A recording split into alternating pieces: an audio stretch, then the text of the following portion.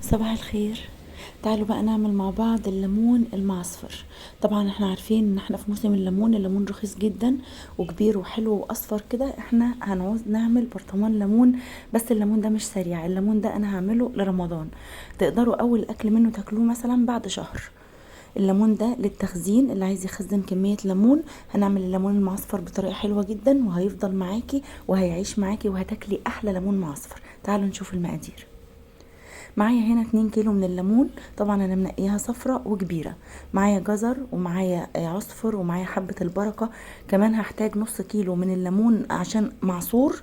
هنحطه على ال2 كيلو ليمون، وهاخد العصير بتاعه برضو هحطه على الليمون. معايا الملح. وتعالوا نشوف بقى هنعمله مع بعض ازاي.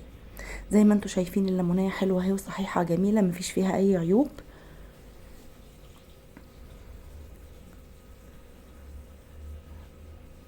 هنبدأ بقى ان احنا نشق الليمون انا محتاجة يتشق بعلامة زائد، يعني احنا هنفتحه الفتحتين زي ما انتوا شايفين كده، والليمون ماسك من تحت. يعني الليمونية زي ما هي من تحت لكن مفتوحة 4 من فوق زي ما انتوا شايفين كده.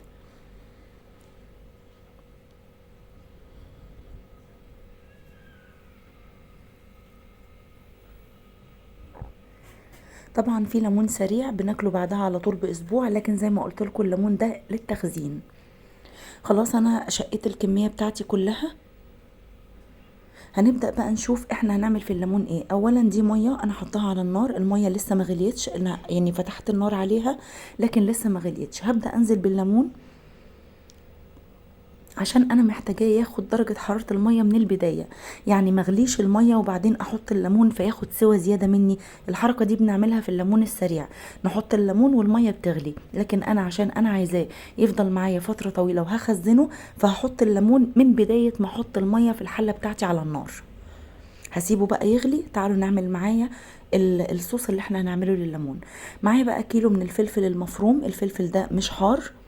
هحط عليه نص كيلو من الجزر، الجزر مبشور طبعا. وهحط عليه نص كوباية من الزيت. معلقتين 3 كبار بقى من العصفر كده زي ما الكمية بتاعتك تاخد. العصفر بيديه طعم حلو جدا هو وحبة البركة. هبدأ احط بقى رشة خفيفة كده من حبة البركة. وانا بحط رشة خفيفة ليه؟ علشان مش عايزة الليمون ياخد لون اسود، انا عايزة بس حبة البركة تبان فيه كده متنطرة. هحط بقى نص كمية الليمون اللي معايا. انا زي ما قلت لكم عصرت نص كيلو من الليمون، هاخد نص الكمية بتاع العصير. وهحط حوالي نص كيس الملح، انا سايبة بقيته اهو. هقلب بقى الخليط اللي احنا عملناه ده مع بعضه.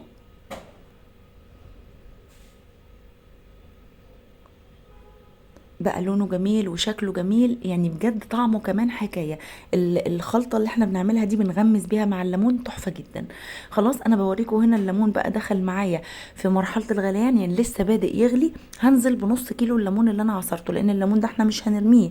اولا انا هحتاج احطه على وش برطمان الليمون وفي نصه، يعني يحميهولي كده من اي ريم بيتكون عليه، وكمان احنا هناكله مش هنرميه. خلاص بدأت المية تغلي معايا اهي، والليمونية بدأت تفتح، يعني شوفوا بدأت تبقى تفتح من بعضها ازاي كده. خلاص انا مش محتاجة ان انا اديه غليان اكتر من كده، انا سبته بس يقلب قلبتين 3 من بداية الغليان. حطيته بقى في مية باردة علشان اوقف مرحلة التسوية. ونشلت منه الليمون المعصور علشان انا هنطوره كده في البرطمان بتاعي.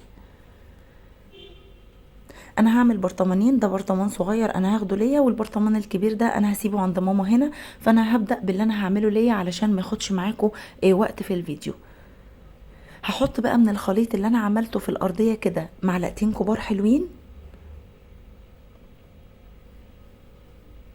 وهبدأ ان انا اخد الليمون المتفتح احشيه بالخلطة اللي انا عملتها دي في كل الجوانب بتاعته بقى، من كل الجوانب بتاعته.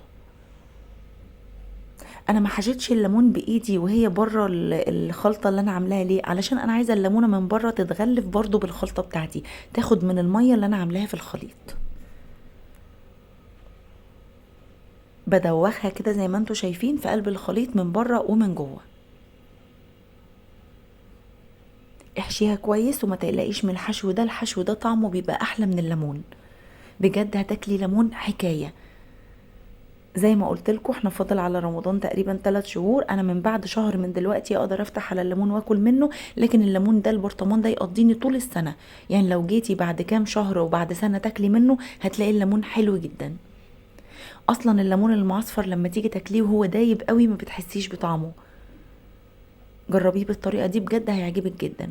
رصيت اول صف من الليمون، هبدا احط من الخلطه بتاعتي رشه كده زي ما انتوا شايفينها. قبل ما احط بقى الدور التاني كده انا هحط شويه من الليمون المعصور، القشر بتاع الليمون المعصور اللي انا سلقته هحطه برضو في الخلطه بتاعتي كده تاخد وتدي منها. وهرش بقى كام واحده كده 4 5 كده فوق الصف الاولاني من الليمون، برضو علشان يستوي معاه وعلشان نعرف ناكل منه.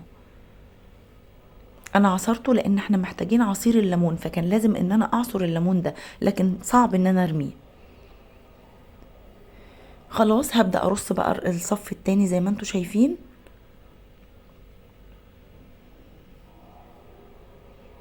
ملحه مظبوط جدا وحلو جدا، وهياخد ويدي مع بعضه طول الفترة اللي احنا قافلين عليه فيها.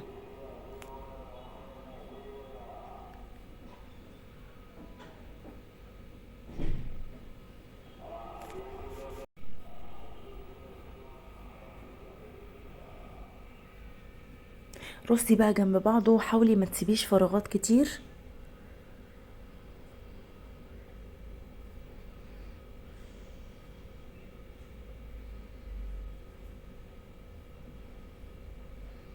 هعمل واحدة كمان هحطها في النص بين الليمون.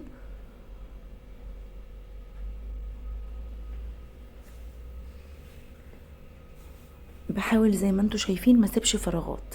وهرش بقى رشة من الخليط بتاعي على الوش، وهاخد كمان شوية من الليمون المعصور اللي احنا سلقناه معاه، برضو هدوخه في الخليط وارصه على الوش بتاع البرطمان. الحركة دي بتحميهولي من انه يكون اي ريم ابيض طول الفترة اللي هو متخزن فيها، لان احنا طبعا مش هنفتح عليه. هبدأ اضغطه لتحت زي ما انتوا شايفين كده علشان اخرج اي هوا موجود،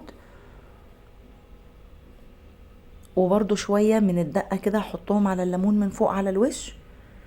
ودلوقتي هنزل بمعلقتين كبار من الزيت ورشة من الليمون المعصور اللي هو عصير الليمون. خلاص كده البرطمان بتاعي كده خلص. هنزله بقى نزلة كمان اخيرة كده عشان اتخلص من اي مسافات موجودة بين الليمون، وهقفل عليه بكيس ثلاجة واقفله قفلة محكمة.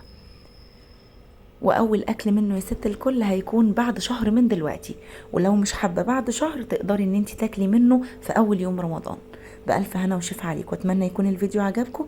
اشوفكم على خير الفيديو الجاي. سلام عليكم.